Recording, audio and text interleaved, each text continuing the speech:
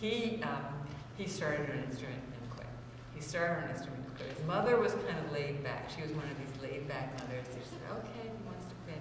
But when he went to middle school, she laid down the law and said he had to either be in the choir, band, or orchestra, because she was convinced the kids who were involved in music did better in school. They were more focused, more directed. So he decided he was going to do double bass because one of the most popular kids at school was doing double bass, and he wanted to be popular. So he started doing double bass, and when after about a week, when he didn't become popular, he wanted to quit double bass, and his mother said, "You're not quitting, you have to quit." So she made him depot with lessons.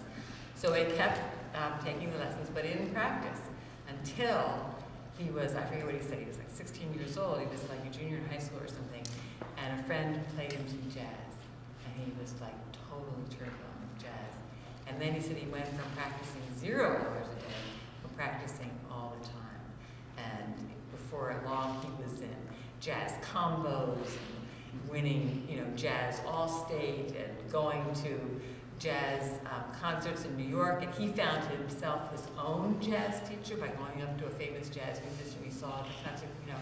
So you never know how these things are turned around. And of course, now he then realized though that he needed the chops to be a really good double bass player. So he went first to conservatory, and then he then switched to Curtis. First he went to, I think it was Manhattan School of Music, then he switched to Curtis, because he knew that a lot of the famous, really good double bass players had classical training to really have the skills.